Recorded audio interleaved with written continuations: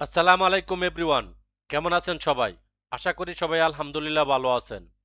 আপনারা যারা এনটিআরসি এর প্রতিষ্ঠান প্রধান এবং সহকারী প্রধান পদে ভাইবার জন্য প্রস্তুতি নিচ্ছেন, আপনাদের স্বপ্ন পূরণের লক্ষ্যে ধারাবাহিক আয়োজনে ইনশাল্লাহ শতভাগ কমনের নিশ্চয়তায় বেশ কিছু গুরুত্বপূর্ণ দিক নিয়ে সংক্ষেপে কথা বলবো, যা আপনাদের ভাইবা প্রস্তুতিতে খুবই কাজে লাগবে। আশা করি পুরো ক্লাসটি মনোযোগ দিয়ে দেখবেন।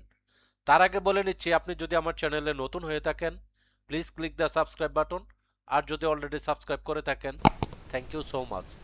সো কথা না বাড়িয়ে মূল আলোচনায় চলে যাই। আপনার প্রতিষ্ঠানে যদি দুজন শিক্ষকের যোগদানের তারিখ একই হয়, তবে আপনি কিভাবে তাদের মধ্যে জ্যেষ্ঠতা বা সিনিয়র জুনিয়র নির্ধারণ করবেন? এমপিও নীতিমালা স্পষ্ট গাইডলাইন অনুযায়ী যদি দুই বা ততোধিক শিক্ষকের যোগদানের তারিখ একই হয়, তবে তাদের জন্ম তারিখের ভিত্তিতে জ্যেষ্ঠতা নির্ধারিত হবে, অর্থাৎ যার বয়স বেশি তিনি সিনিয়র হবেন। যদি কাকতালীয়ভাবে জন্ম তারিখ একই দিনের হয়, তবে তাদের একাডেমিক পরীক্ষার ফলাফল যেমন গ্রেডিং বা প্রাপ্ত নম্বর উপর ভিত্তি করে জ্যেষ্ঠতা চূড়ান্ত করা হবে। নতুন জনবল কাঠামো ও এমপিও নীতিমালায় লাইব্রেরিয়ান এবং শারীরিক শিক্ষা শিক্ষকদের এন্ট্রি লেভেলের স্কেল নিয়ে কী বিধান রয়েছে?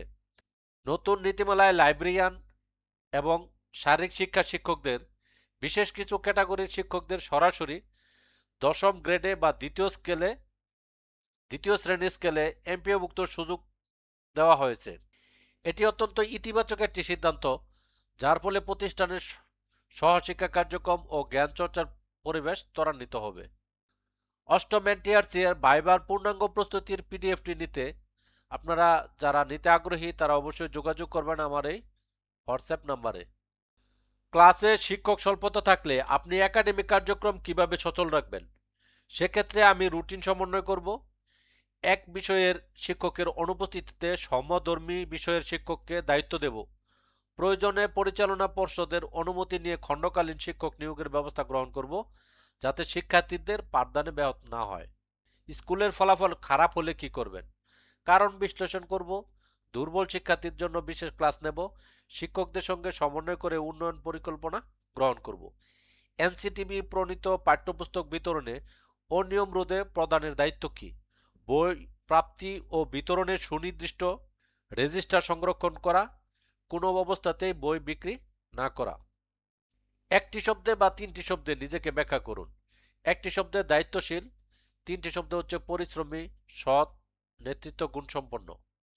আগামী 5 থেকে 10 বছরে নিজেকে কোথায় দেখতে চান? আমি নিজেকে একটি সফল শিক্ষা প্রতিষ্ঠানের দক্ষ ও অনুকরণীয় প্রধান হিসাবে দেখতে চাই। কি আপনাকে প্রেরণা যোগায়? শিক্ষার্থীদের সাফল্য, সমাজের উন্নয়ন, দায়িত্ববোধ আমাকে সবসময় প্রেরণা দেয়। আপনার জীবনে করা কিছু ক্রিয়েটিভ কাজের উদাহরণ দেন। আমি পাঠদানের পাশাপাশি শিক্ষার্থীদের জন্য বিভিন্ন কুইজ, প্রেজেন্টেশন ও ইনোভেটিভ লার্নিং কার্যক্রম পরিচালনা করছি।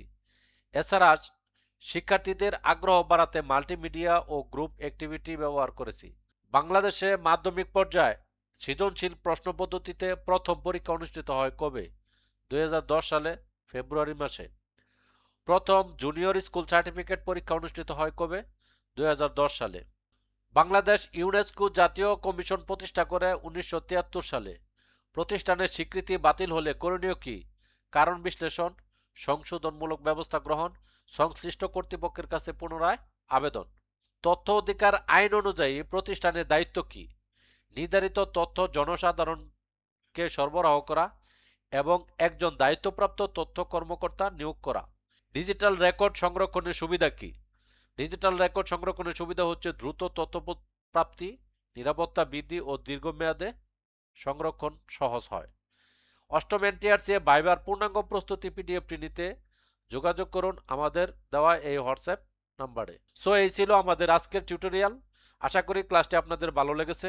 যদি ভালো লেগেই থাকে তাহলে একটা লাইক দিবেন, কমেন্ট করে জানাবেন কেমন লাগলো। আপনার কলিগদের সাথে শেয়ার করতে একদমই ভুলবেন না। আর আমার চ্যানেলে সাবস্ক্রাইব তো মাস্ট। দেখা হবে পরবর্তী টিউটোরিয়ালে। ততদিন সবাই সুস্থ থাকেন, ভালো থাকেন। আসসালামু আলাইকুম।